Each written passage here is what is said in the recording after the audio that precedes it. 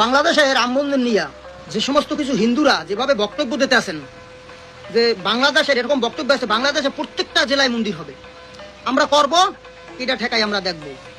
আচ্ছা, আপনারা যে হিন্দু, এটা কি আপনাদের মাথায় আছে? এই সমস্ত বক্তব্য কার ইন্ধনে দিতে আছেন? কোন দেশের ইন্ধনে দিতে আছেন? কারণ আপনাদের তো বাড়িঘর ভারতে, আপনারা ভারতে চলে যাবেন। যখন আপনাদেরকে ধাওয়া দিবে তখন তো আপনারা ভারতে চলে যাবেন। এইখানে বাংলাদেশে যে সাধারণ হিন্দু, তাদের অবস্থা কি হবে? আপনারা তো ভারতের এজেন্ট, ভারতের হয়ে আপনারা কাজ করতেছেন। এইটা একটা মুসলিম কান্ট্রি, বুঝতে হবে। বক্তব্য যা দেন মাথায় রাখবেন। বাংলাদেশের মুসলমান ক্ষিপ্তই আপনাকে কিন্তু ধাওয়ানি দেবে, আপনাদেরকে ধাওয়ানি দেবেন, পান নিচে মাটি থাকবে না, সাধারণ হিন্দুরা বিপদে পড়ে যাবে। আমাদের মতো যারা আছি তারা বিপদে পড়বো, এই কামও করছেন না।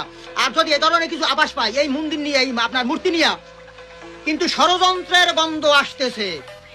আমি বাংলাদেশের প্রত্যেকটা মুসলমানকে বলবো, ওনারা যে বক্তব্য দেয় এই বক্তব্যতে স্পষ্ট যে ষড়যন্ত্রের গন্ধ চলতে আছে। আপনারা মুসলমান যারা আছেন, আর যদি এই আন্দোলনে আপনারা যদি সফল হইতে না পারেন, তাই কিন্তু আপনারা হেরে যাবেন ভারতের কাছে। আর ভারতের কাছে হেরে যাওয়া মানে আপনাদের অস্তিত্ব বিনাশ হয়ে যাবে। তাই বাংলাদেশের প্রত্যেকটা মুসলমানকে বলবো, ওরা যেভাবে বক্তব্য দিতে আছে, ওরা যেভাবে কাজ করতেছে, আপনারা সঠিকভাবে রাস্তায় নামেন। ওদের পরিকল্পনা সফল হইতে দেওয়া যাবে না। আমি হিন্দু মানুষ বললাম, আমি আপনাদের পাশে থাকবো, প্রথম সারিতে থাকবো।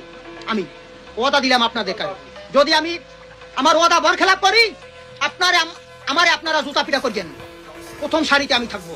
কারণ এই হিন্দু, এই বাংলাদেশের হিন্দু না, ভারতের হিন্দু, বক্তব্যে বোঝা যায়। কারণ এরা ভারতের এজেন্ট হয়ে কাজ করতেছে। আমাদের সাধারণ হিন্দু যারা আছি তাদেরকে এরা বিপদে ফেলাবে। কোনোদিনও এই পরিকল্পনা সফল হইতে দেওয়া যাবে না।